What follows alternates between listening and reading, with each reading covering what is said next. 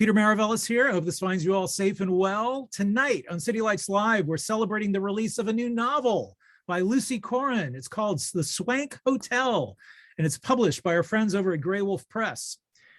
City Lights Live is the virtual reading series that follows in the footsteps of our in-store calendar during the time of the pandemic. We are beaming to you from the unceded ancestral grounds of the Ramaytush peoples, from where we continue to celebrate the works of authors we know and love with readings, discussions, and forums moving into the fall season and beyond, and hopefully towards a COVID-free era. Lucy Corin is the author of the story collections 100 Apocalypses and Other Apocalypses, and the entire Predicament, as well as the novel Everyday Psychokillers, A History for Girls. Her work has appeared in American Short Fiction, Conjunctions, Harper's Magazine, Ploughshares, Bomb, and many, many other outlets, as well as New American Short Stories from Vintage. She is the recipient of an American Academy of Arts and Letters Rome Prize and a literary fellowship from the National Endowment for the Arts. She teaches at the University of California at Davis and makes her home in Berkeley. Joining her tonight in conversation are two equally gifted wordsmiths. We are delighted to have with us Susan Steinberg and Deb Olin Unferth in the house. So Susan Steinberg is no stranger to City Lights, as we featured her for her wonderful fiction on many occasions. She is the author of 4 books of fiction. These include Machine, Spectacle, Hydroplane, and The End of Free Love. She is the recipient of numerous honors for her work, including a Pushcart Prize and a National Magazine Award, amongst others. Her stories have appeared in McSweeney's, Conjunctions, the Gettysburg Review, Denver Quarterly, as well as other magazines and journals. She is a professor in the English department at the University of San Francisco. And also joining us tonight, we're delighted to have Deb Olin Unferth. She is a short story writer, novelist, and memoirist. She is the author of the short fiction collection Minor Robberies, the novel Vacation, both published by McSweeney's. Also, the novel Barn 8, published by Graywolf.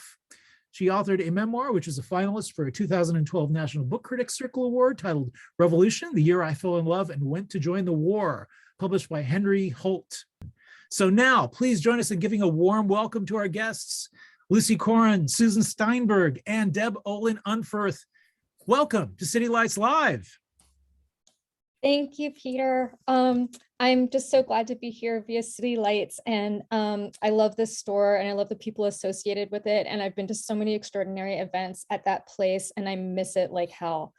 So so great to be here. The other thing I just want to reiterate is that you can buy any book you want from City Lights. Like, you all have lists of books that you want to buy. And even if you don't want to buy my book, you can buy a book from City Lights. And it's a way to say thank you for hosting these events, which are so important to all of the writers who are trying to put out books right now. So, okay, so I'm going to say a little bit to start off about my relationship with, like, why it's Deb and Susan who are here with me at this event. I've been working the book for a really long time, and I worked on it alone a lot. And then I had these 2 relationships with these writers who I love that involved us going off to work on our books at the same time. So twice, once in 2015 and once in 2016, Susan and I booked a place that just was sort of across the water from where each of us live. Like, Susan lives here and I live here, and we booked a place here that sort of looks at a different direction from where we would usually sit working on our stuff. And instead we sat together, and it worked so well the first time we did it that, like, a year later we just did it again. We got the same place, we ate the same food. We said, we did it again. The weird rug was a little dirtier than it had the first time, but otherwise we just wanted it to happen all over again, as I remember it. So and that was, so she was working on Machine and I was working on the Swank Hotel. And then, she finished Machine and she put it out and it was freaking gorgeous. And then I was still working on my book. And I went, and then I don't know how we decided to do it, but Deb and I decided to go off into the woods and work on our books together. And Deb was working on Barn 8, and Deb was sort of near the near the end when we were in Mendocino together, I think you were sort of near, like you were doing like the rapid sequence of like work on this, do final work on this passage before we say go on that book. And I was still deep in the weeds of my book. And then a year or so later, like it was January 2019 when we went to Mendocino, and then it was the fall of that year when you were ready to work on another book and you thought maybe you would want to see the Sahara to help you work on this new book. And and you were like, I don't know if anybody would go with me to the Sahara. And I said, well, I would go. And so we did that and we worked on our books. And I was at a very different place of working on this book. I was in editing mode, trying to respond to the amazing comments from my editor. And Deb and I actually share that editor at Graywolf. And so that's part of it. So what I wanted to do is say a little bit about each of those books. And then I wanted to read a little bit of each of those books. And then Deb and Susan are going to say a little bit about my book. And then we're just going to talk and see what happens. So what I wanted to say first, I mean, I thought I would first try to think about Susan's book and Susan's work generally, because it was, I was earlier in the process. I was going to go chronologically. So we shared this space. And the other thing I was thinking is that all of us have our roots in the short story in a lot of ways. And even though we're really different writers from each other, I think there's something that connects all three of us because of our relationship with the short story, and because of what each of us sort of went through in trying to write novels that had the integrity of short stories, which I think we all thought about a lot, but then ended up with these very different books. So I'm just going to read my notes because now I'm in a panic. Okay, so for me, Susan is the epitome of bringing the crystalline perfection of the short fiction to the novel. I could open this book machine at random and I bet that crystalline quality would be evident. But I picked this section because she actually has a chapter in this book called Animals, and I have a chapter in my book called Animals. And I'm not sure when that became apparent to me. And also because two of the things I admire most in her work are immediately in evidence in this passage. One is the driving pulse of the movement through sentences through mental space. And the other is the way she picks up one idea or one word and just turns it over in 3 dimensions and then pulls in another and then turns it over in relation to that first one until there's this constellation in motion in the prose. There's the first line of this section is not just the things standing in for other things. And this is an idea, this movement from a thing in the world to a symbol or an object of meaning in the mind that I relentlessly pursued in my working of my book. And so I am very attached to that line of Susan's. I also pulled out my writing journals from that period of time. So I wanted to try and remember what I was thinking about when I was writing near Susan. And I found this passage that I wrote, and it's called Swallow Murmurs. I just titled my little writing to myself Swallow Murmurs, because I was watching all these videos of the murmurations of swallows on the internet.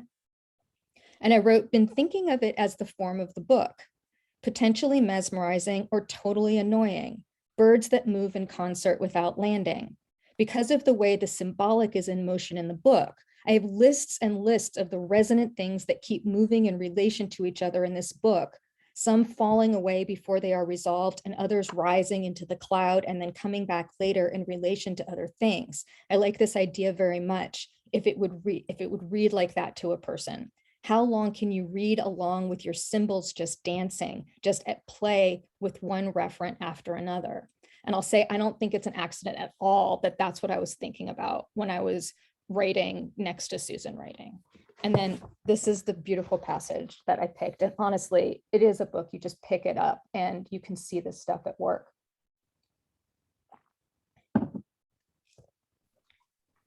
Were it not just things standing in for other things, were it not just me cast in the role of idealized me, were growing up our father's portrait not above the piano no one played but him, were it a grand piano so the portrait made more sense, but we weren't that kind of rich. We were another kind of rich, which is to say new money, meaning barely money compared to old. But we were not performing old money, but were we not performing old money in a brand new money house? Were there not portraits of other members of our family on other walls, though not portraits of us all? When you cut your hair, he said to my brother, we'll get your portrait done. When you gain some weight, he said to me, the portraits were in our house in the city, not in our house at the shore. Our house at the shore was a lesser version of our house in the city, a number of rooms, a piano as well.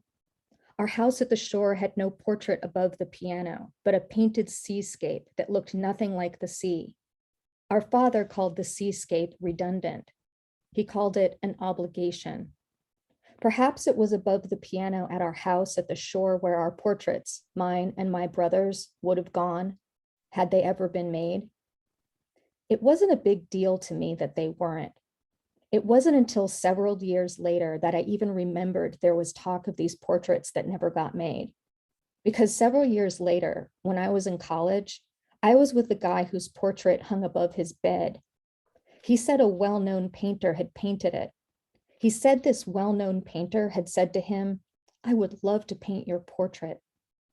I cared less about who painted the portrait and more about where it hung, because I wasn't sure at first if I could be with a guy whose portrait hung above his bed.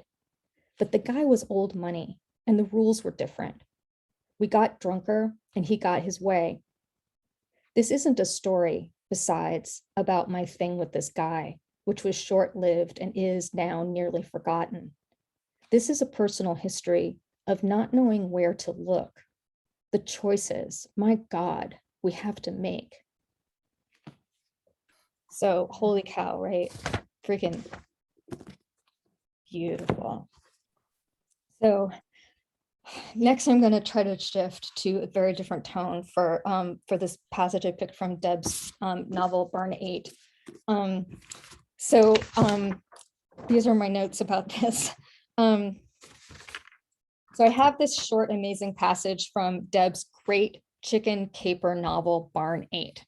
I picked this section because one of the sections that I struggled with in my novel did not as well as this, what I see her doing here with television. And I do think that I had read this by the time I finally figured out the purpose of my long television section in my book, which used to just go on for pages and pages, and I couldn't figure out really why I was so resistant to cutting it down the way that my editor kept saying that maybe I should cut it down. And there was some point where I read this, I read this novel and I got to this passage and I thought, she's doing what I wish I could do. And it helped me go back into the book, like with the feeling of what I felt she'd accomplished in this section. It helped me like cut the hell out of mine and ask it to do more work. So in a broader way, the other thing I have is these ongoing conversations with Deb about what happens when you come from a relationship with fiction that is extremely aesthetic, and then you decide in a book to get overtly and unabashedly and ambitiously political.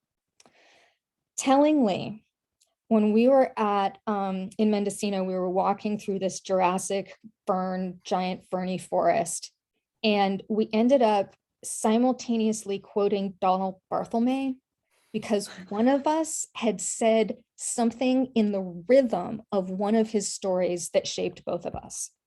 It was an amazing moment for me where I just thought like we grew from a tree together and made different kinds of fruit, something like that.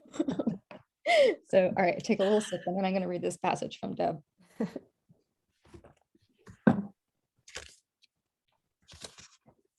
So she has a lot of characters in this story, in this book that get to speak. And this is from Bonnie.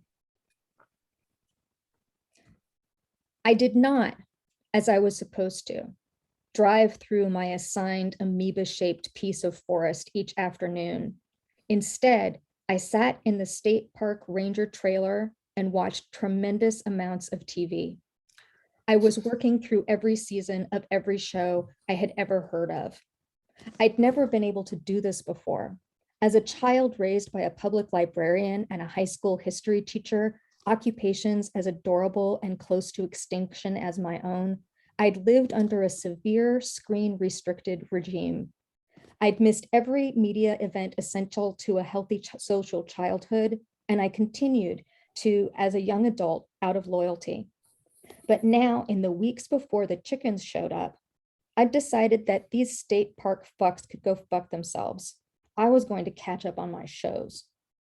At first, I watched out of loneliness and boredom, but gradually I began to feel pleased with my little radiant porthole. I had no actual TV set, of course. The state does not outfit the ranger trailers with them, but I had the internet, which they had to give me since cell service is spotty out here and I had to file the reports online. I had access to hundreds, thousands of shows about war between planets, shows about people wanting to be married, shows about being Black drivers, shows about people jumping off of cliffs and into cars, about dogs, zombies, France. Then there was porn, which had me sidetracked for a week before I let myself be dragged away by the whole genre of shows about comedians enacting themselves having embarrassing sex, failing children, being funny in a world that doesn't understand them. I began to understand why people rushed home from work to sit in the glow, bits of color touching their faces, the room darkening and lightening, not in response to the Earth's daily churn, but to the hourly TV one.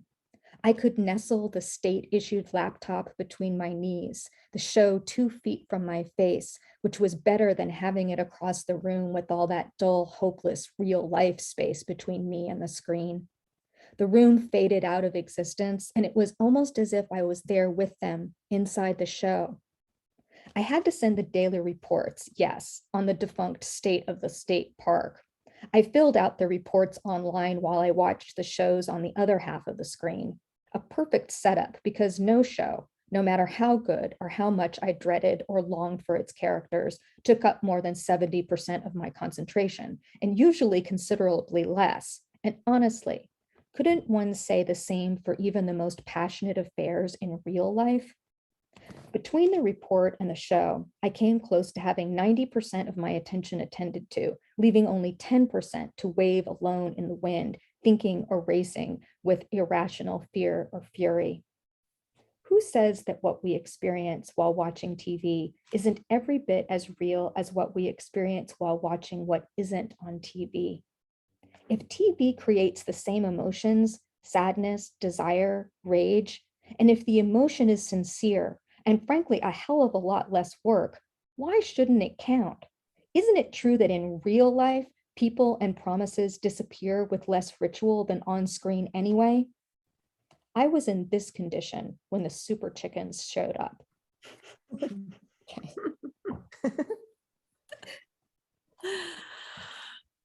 Susan, we didn't decide who was going to go first. Yeah. You should go first. I'm embarrassed and horrified. I don't, Okay. all right. Wait, when you say go first, do you mean read? Yeah. Okay. I wasn't sure if you meant like comment on those readings of our work, which Terrific. it was amazing. I like hearing you read my work made me like feel less self-loathing. All right, I'm gonna read. That came out probably not the way I meant for it to, but it was a beautiful reading.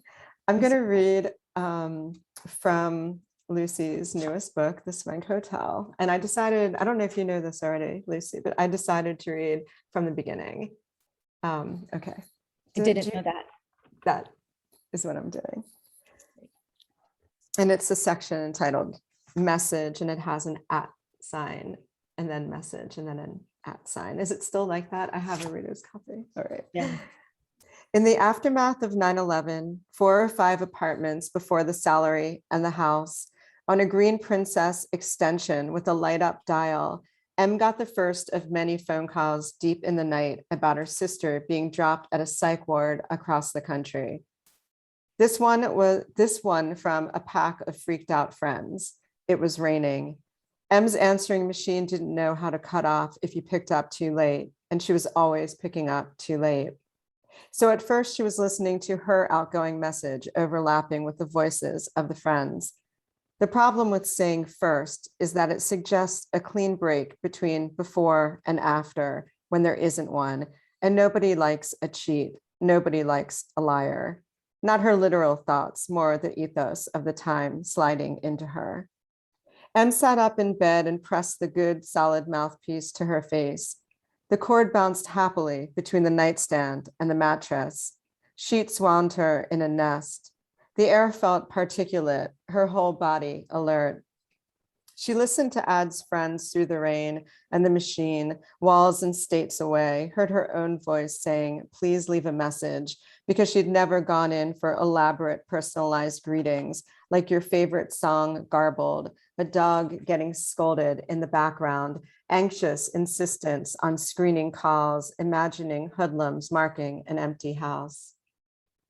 One friend spoke into the phone, other friends talked in the background. They'd all gone to art school together, and now they piled into studio apartments in Los Angeles, trying to make something happen. Em's knee was illuminated by her bedside lamp. It might have been raining both out her window and on the friends, who seemed to be calling from a payphone. They seemed to have been piled in a car and pulled over to call on their way home from dropping her. I think you better come out here, the friend said. I don't even want to say the shit she's saying. I don't even want to say what she thinks. Is there, I mean, like any serious abuse in her history, like however bad you can imagine? God, never mind. You don't have to answer that. But I don't think your mom and dad should come. The friend gave the phone to another friend who said, she doesn't seem to think anything about you. She's still, what do you mean? She's my sister. Couldn't it be art though? Em remembered asking the main friend on the phone, who it looked like was really going to make it as a real artist, was already getting big. It's not art, the friend said. I tried believing that. It seemed like that for a while, but it's not. One time Ad had been so missing that their mother hired a private eye. Em had thought, wait a sec, that's a real job? It's true. She must have assumed TV made up private eyes. Sometimes Em wore contacts and sometimes she wore glasses. This was for myopia. Sometimes she'd walk around the house with her eyes naked just to feel free in the eyes for a while. She had dark brown hair, lightly freckled white person skin, pretty good cheekbones. Psychosis doesn't come from nowhere in the night. There's history, but so many people know so much history and still never see it coming. Or when it comes, it doesn't matter that they know it. They can hardly believe it. And even if they believe it, it's just different when it happens to you. Ad's madness was the contemporary kind, with revolving institutional doors, impossible decisions, decisions that don't matter, troubling psychiatric practice, troubling pharma, Kendra's law in the rubble of Ronald Reagan. What followed this first call was a variety of therapies and psych wards over the years that followed, a fuckload of failed drugs and diagnoses. For M, a barrage of new information forming a new vast unknown sloshed like water in an ice tray, a lot spilling over. Over time, she'd come to put a single beautiful cube in her drink, and she'd function to the music of the clinks like a drunk, putting every effort into not losing track of her glass, because the brain, keeping track of a glass, has a job within its capacities. Thank you for letting me read that. Nice. Beautiful. So I guess it's my turn. It's so wonderful to be here sharing Lucy's amazing book.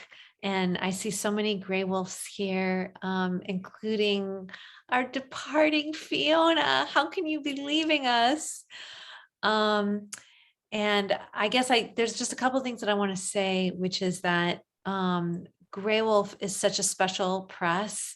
And I feel so grateful to be a part of it, and knowing that these love to you, Fiona. And just when I first got my first book accepted with them, which was Wait Till You See Me Dance a few years ago, I was just so thrilled because I knew that Susan was already there, and then like I knew that Lucy was probably coming up behind me, and there were already so many other people who I loved so much. So anyway, this is just a great event for me. So the Swank Hotel. It's such a good book. I feel really intimately involved with this book. And I think it's because I feel like there were some moments that I was with Lucy while she was writing this book that were really important moments for me. And I think that they were kind of important for her. And so when I read the book, finally, I mean, we went to Morocco just before the pandemic, and I had been wanting to go to Morocco for so long, and we were there. She was working so hard on it the whole time, and I had kind of finished my book. So I was just sort of like, come on, Lucy, let's go have some fun.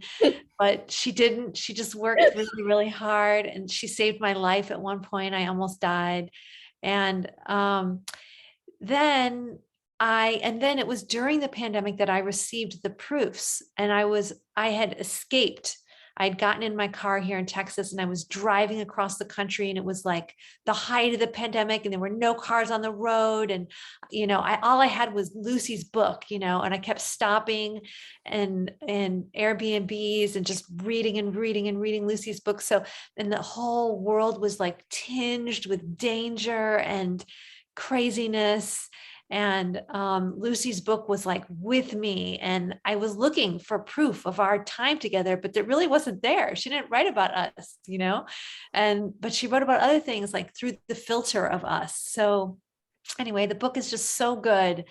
And I like if you've read her other work, this is just like, this is her even better. I mean, it's just her, all of her beauty and strangeness, like her bizarre rhythms and ideas are in here. And the book just means so much to me. And it's like a real privilege to be here reading with Lucy and Susan, whose work I have loved for a long time as well. But we're not celebrating her today. We're celebrating Lucy.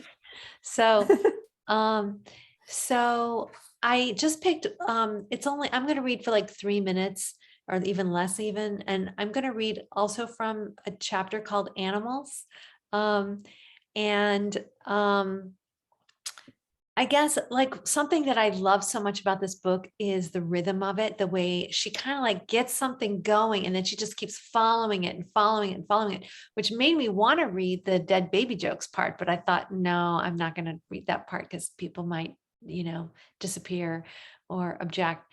So I chose a different part where she starts making a list kind of, and then she just keeps going with it and going with it and going with it. And it just sort of builds, but I'm just going to read the first part of that list where it's like the mother starts telling stories about her childhood. And I don't know if if you've had this experience, with your own family where it's like, there's a mom or a family member who just keeps telling stories from your childhood and from her own childhood, the relative's childhood, and they change a little over time and they build on each other. And so anyway, so that's kind of what this is. So, all right. Their mother said, I heard a noise. Ad and M's mother, hearing a noise. She was a little girl. She came out of the room where she slept with her littler sister and even littler brother. Her father was wasted, and what that does to a child, funny, frightening. She stood at the top of the staircase, is how the story went. Her own mother lay on the floor at the foot of the staircase, an arm on backward and her legs in the shape of running. Her father had placed an empty bottle near her mother's hand, and as she came down the stairs into the room, he crouched over the body with a roll of tape. Nothing happened, he said when he saw her, and put up his hands. Then he made a strangled little laugh. Hey, get your sister, get your brother. He was breathing hard, moving in his crouch, heavy in his feet. Little mother went back up the stairs, woke the littler kids, and led them halfway back down the stairs. They sat 1, 2, 3, and watched their father finish outlining the body with the tape, and also taping around the flowing hair, and also the bottle. From her stare, little mother was eye level with her father. It was a story their mother told in so many words because she was against secrets and believed in the intelligence of children. Sometimes a dog was in the story, standing between the adults and the siblings. Sometimes a crash, a bang, or a yell preceded the stares.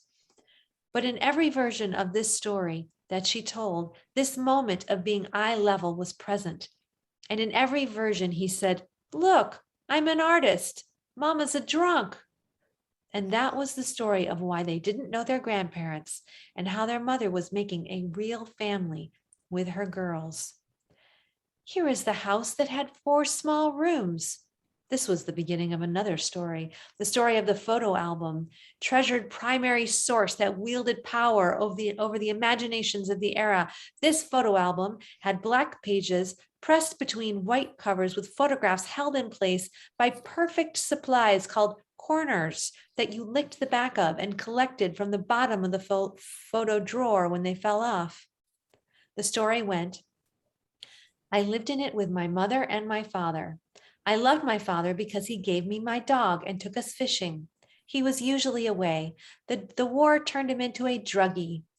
I did not know how to love my mother. My mother turned into a lion and ate us. We had to stay in our room when she was looking for the Russians who put the wires in the walls. Turns a black page.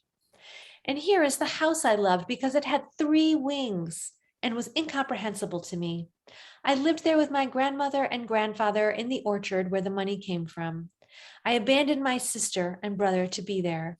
Girls, my girls, you would not believe the terrible things I did as a child. The girls tried to picture having 3 wings.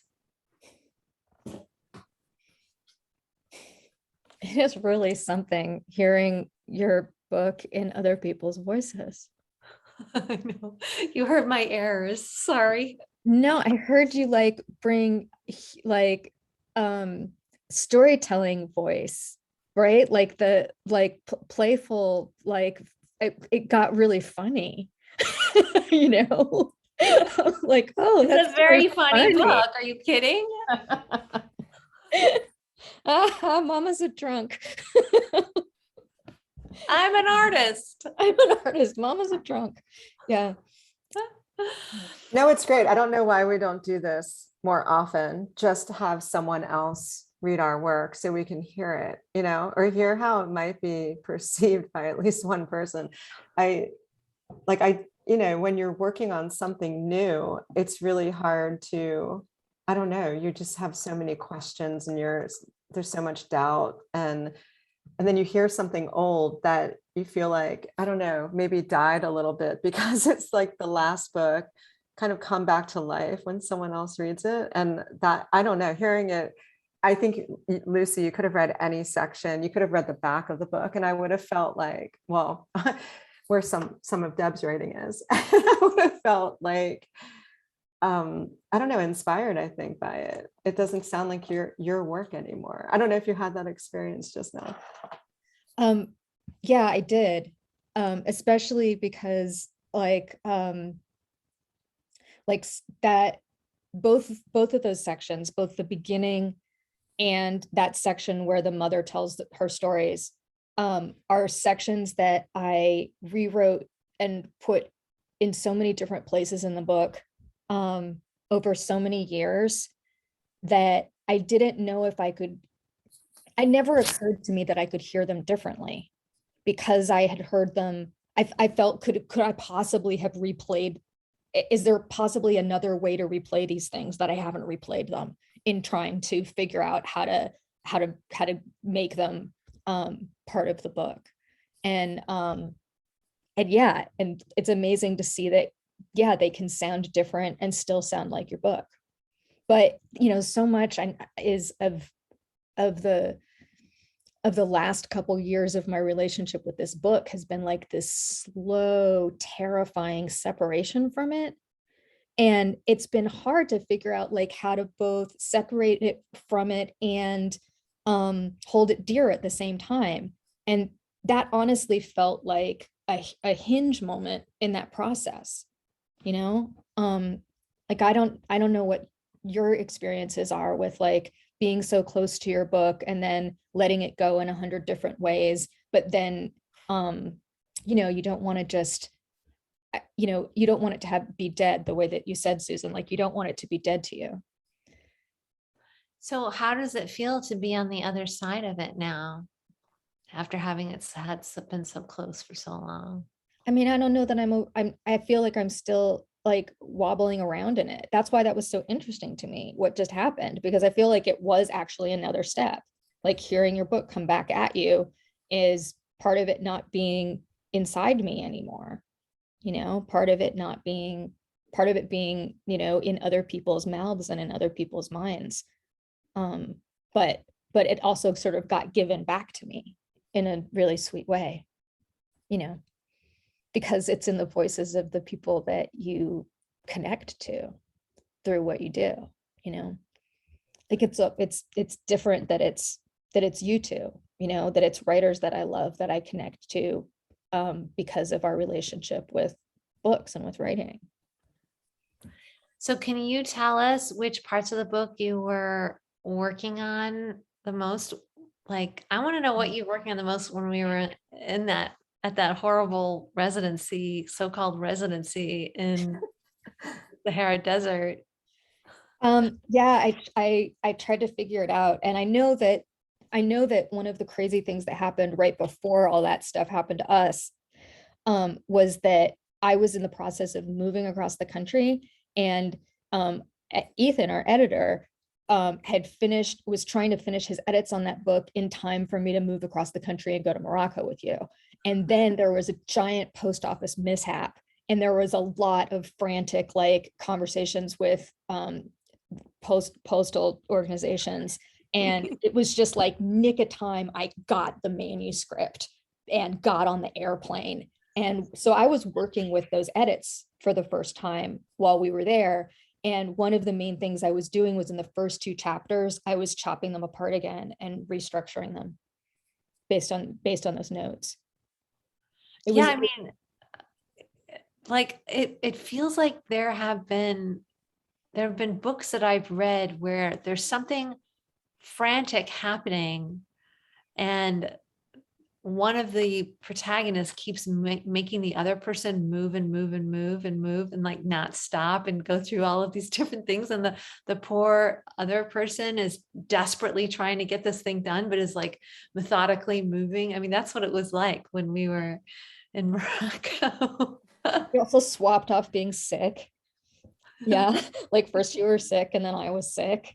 I was looking back at the pictures, and I have a triumphant picture of me holding a box of antibiotics. But it's also where we bought our dresses that we're wearing. Yes, that's right. We're wearing our Morocco dresses. Yeah. So I just wanted to know something that I kept looking at the quote at the beginning, the Gogol quote, which could have also been a great quote for your Madman book. Yeah. And I'm just wondering, because the books do feel really different. And I'm wondering, like, did your influences for the 2 books change? Or did your thinking about writing change? Or what's different between that book and this book? Well, in the Apocalypse storybook, there was that story in it called Madman. That was the first time that I consciously decided I'm going to try to write about mental illness in a way that feels, I'm going to try to make it feel right to write about it. And it was a really big deal for me to find that way of writing about it. And I wanted to hold on to that. But I thought like I found my way, but it didn't, I was done with it after that story. like, and it was hard to be like, I'm not done writing about this material, but the way that I found in that short story doesn't propel actually past that short story. And I needed to find a whole new voice.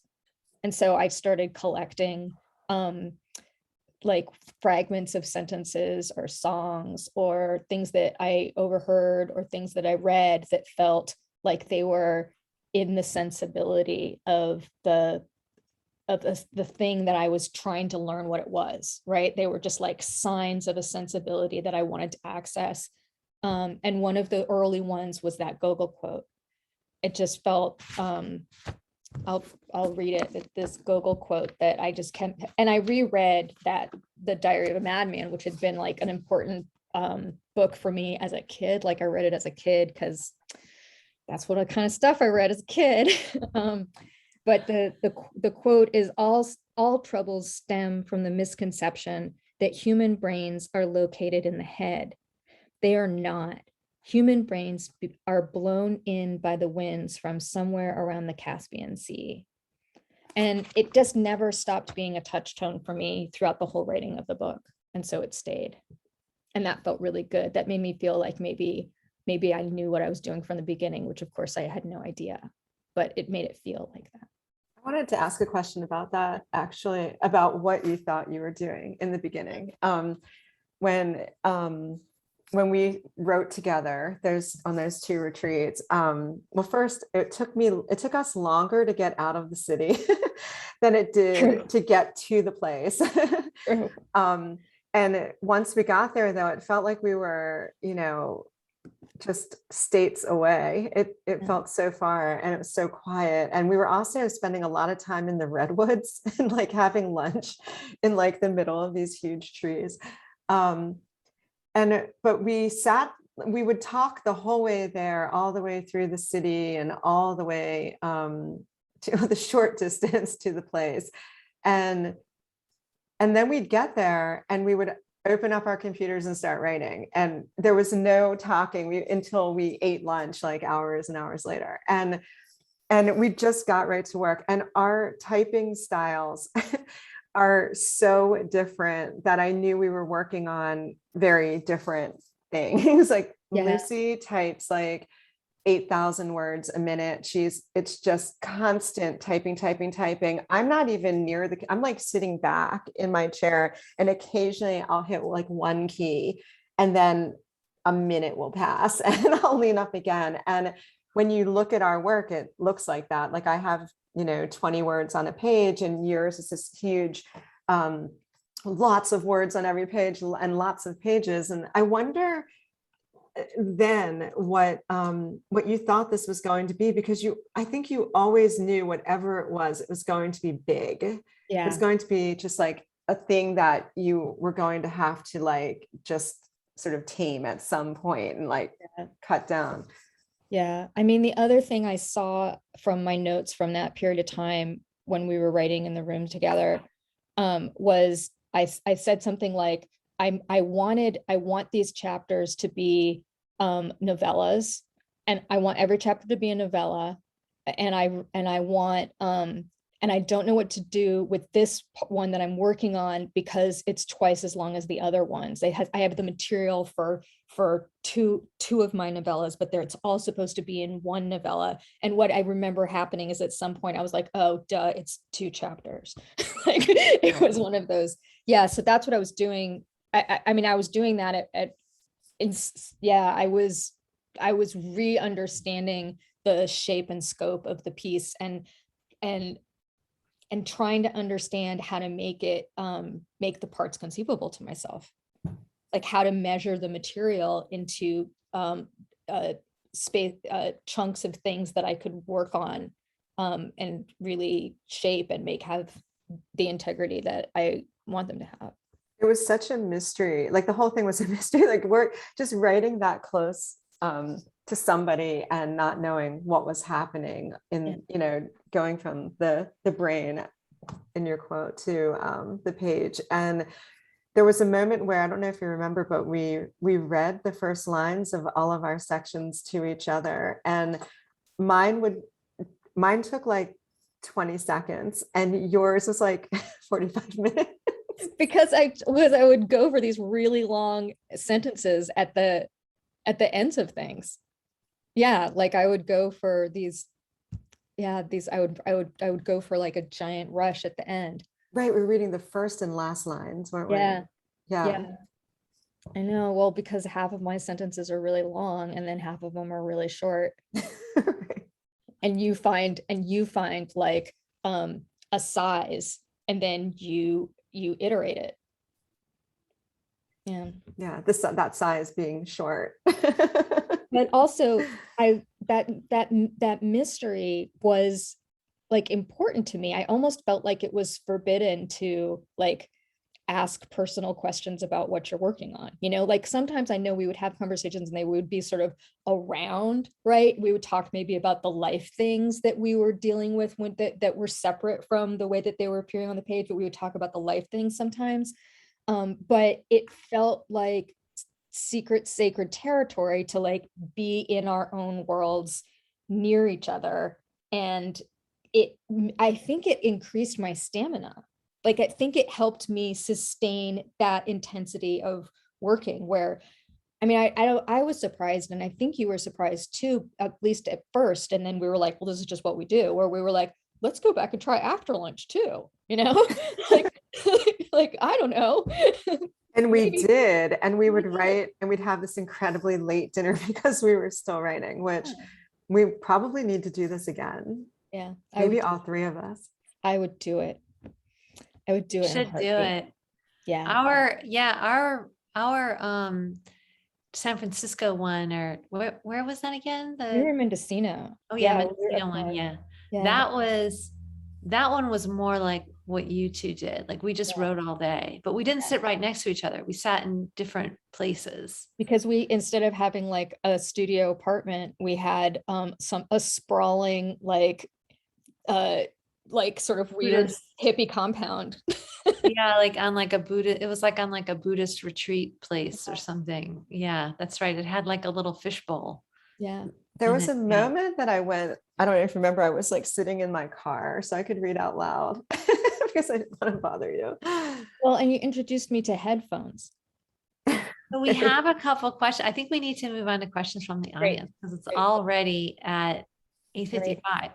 Right. So we've got two questions. The first is from Magdalena.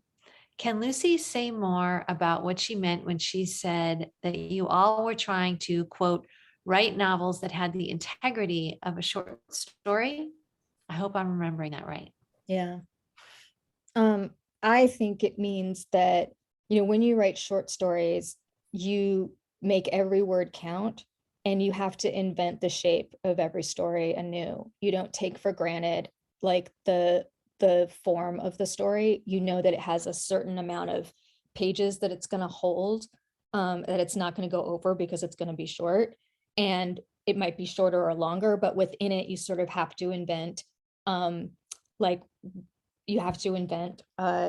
don't know how to say that except like the shape. You guys can help me. Like, how do you say like what the integrity is of a short story? Like, I know that like you have to make every word count and you have to make every sentence be in the place that it's supposed to be. And you have to make the whole thing have a coherence that is almost individual to it. And that's what I think a lot of novels don't put that kind of pressure on their material. Or on this, you mean on the individual sections? Like, I thought I was writing a story collection, as many Graywolf, many of the people from Graywolf here can say. I thought it was a collection for a really long time. And so when we were writing together, I was thinking about that. Like, I wasn't actually trying to see it as one whole, just one story or one book comprised of stories. But are you saying that I think Maggie actually asked a follow-up. So you're saying that lots of novels have extra garbage in it. Well, okay. So sure, I think lots of books are not very good, right? But even among like the good ones, I think that there are a lot of novels that just operate in a different way than that. There's some other relationship. There's a different relationship that they have with storytelling that like it's true, I'm partial to the ones that feel really shaped and that feel really cared for on the line level, but I don't want to totally discount novels that or feel sort of unboundaried, that feel sort of that just feel sort of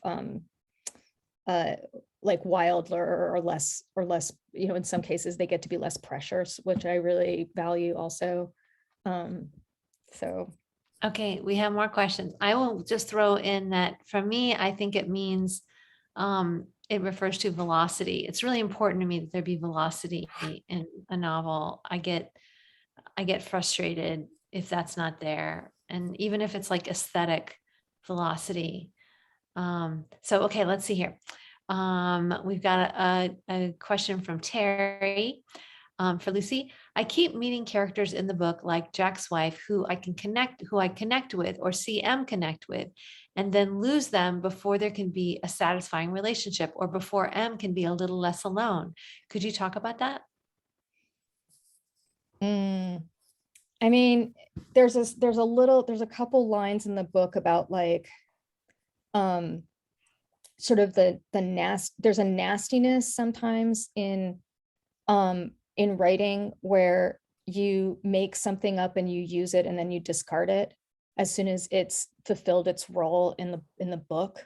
And I think I was a little conscious, and I wrote a little, there's like a couple metafictional moments in the book, and one of them is a little about that, about this like this sad feeling of like, well, now I'm done with this character, you're not going to be in the book anymore. And sometimes that involves, and sometimes that's like overt because like something terrible happens to a character and they don't get to be in the book anymore. Or sometimes like you just conclude them, you know, and a conclusion of a character's role in a book has a little violence to it. And I feel like that's that sense of having them snatched away is maybe like, I want it to be fulfilling, Terry. I want you to like feel like you had a relationship that came around to something, but I'm not totally disappointed that they feel a little snatched from you because it's a book where terrible things happen to people. Yeah, that's really good. I always feel about your work that it imitates reality so well. You know, like it's constantly in the service of imitating what it really feels like for this to happen. And I do feel like with your characters disappearing the way they do, that's exactly what life is like. Like you work next to someone for years and then they quit and leave and then you never see them again, or whatever. You have a great plane ride next to someone and then you never see them again. And absolutely. And in so many ways, your work does that, like in so many levels. That's just like a teeny tiny example. But okay, we've got one more question from Lito. Undergrad level question for Lucy. It's actually not. It's a really good question. But you should have seen Lito as an undergrad, I'm telling you. This was your former student? Actually, he was a graduate student of mine. Yeah. Okay. I feel like I get the many associations of the effect and affect of hotel, but what connection do you have with the word swank? What does it mean to you? Why is it a swank hotel for this novel? Yeah. I mean, the Swank Hotel was the thing that haunted me through the writing of the book.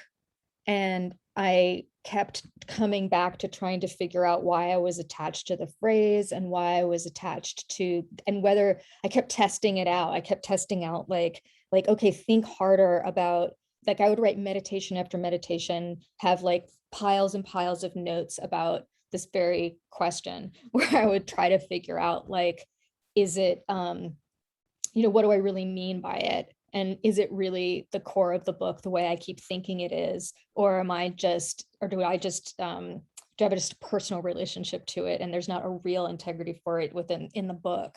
And part of it I ended up deciding was like, no, it's that act of returning and returning and returning to an idea that haunts you. That's actually the important thing to me in the book.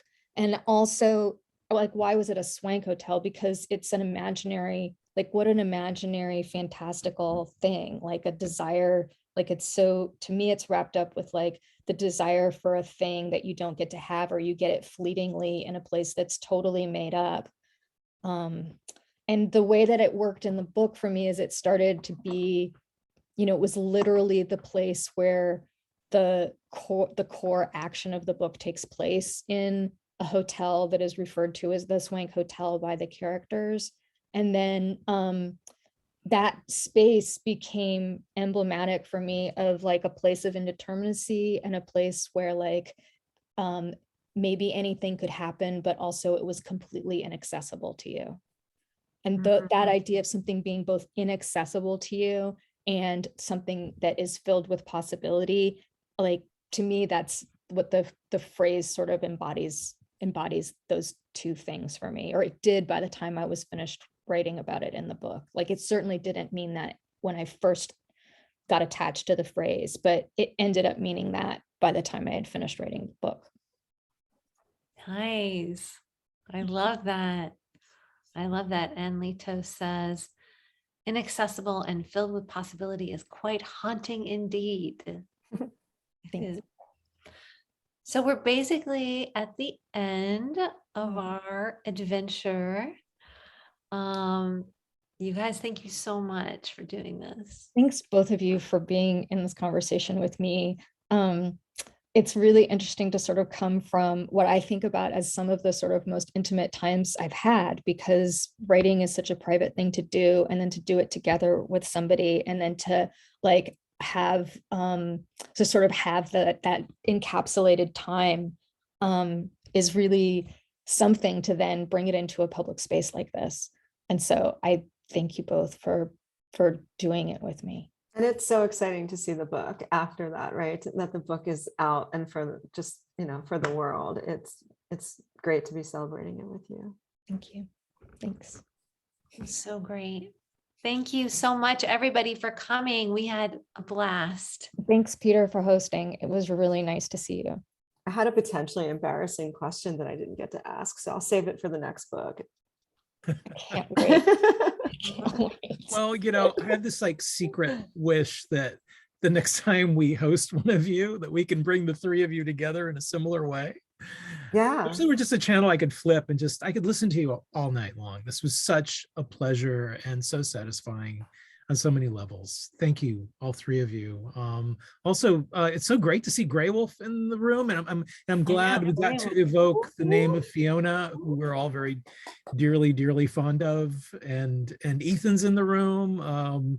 Thanks to Marisa for everything that she's done and making this happen. Please check out the Graywolf site. Some amazing, amazing books. Hi, Ethan. Can you unmute Ethan so he can? Yeah, I'm doing it. I was like, no, Peter's keeping the shackles on me. Hi, everybody. Thank you. Hi. That was wonderful. We should unmute Fiona too, maybe. Yeah, I'm working on that right now. Yeah, okay, great. Fiona. Hi, Georgie. Where'd you go? Hi, guys. Great to see you. Thank you, Peter, for hosting this. Can you hear? There she is. Okay, here we go. Hang on 1 second. Maybe hi. I'll take Rosie off of. Hi, Rosie. Hang on 1 second. Hey, everyone. That was great. Oh, Fiona. When is it happening? Not till June, a long, long time. It's not long enough. You're still so young. Does this mean I should be thinking about retiring? You're not? Only if you stayed in the same place for 27 years. Oh, wow. I'm almost there. Amazing. I'm almost there. Are you? 20. This is my 20th. Oh, wow. Yeah. Yeah. So definitely like. That was so fun, guys. Yeah, you were Yeah. terrific. Rosie. Hi. Olive is here too. Hey, Olive. It's so nice to see you. And Christina's sort of hiding. Oh, in hey, Hi. whole family. So great to see you. I thank That's Olive in great. my book. She's very proud of that. Whenever somebody comes over, she sometimes like brings that out. Olive, Really good publicist. it's really true. Excellent. You did That such a was good really job. That great. was a great format, wasn't it? It was thought it nice. was Really well. It was Yeah, really nice. I like that. It's fun. It's more, I don't know. It's like, it puts you as a reader in a completely different, like, you have a different responsibility, which I really like. I am so ready for another little self-made residency. I am really ready. Let's Yeah. do it. Yep. You should take Ethan with you. Then you have your built-in editor. Yeah, then we can just like write a little bit and hand it to Ethan, Yeah. and then Oh, Knock yourself out. kitty cat. You really got the whole family here now, guys. Right. But that was great. I really could have listened up for a while. I thought it was so interesting hearing you guys read each other's work. I feel like you all are all gonna like incorporate that into your drafting processes now or something. yeah, we should. Yeah. It's like we'll read to each other like before we go to bed. But Graywolf was sitting here issuing contracts for the result of that writing residency that the three of you were to do. So I'm getting the paperwork together now. Sounds good. Love. Thanks, everybody. That Good to was see you all. Thank you, Such Lisa. a pleasure. Thank you. Bye. Thank you so Peter, much. thank you, All Deb. right. Thank you, Bye. Much love to Susan. you all. Thank Love you you. guys. Okay. Bye-bye. Bye. All right.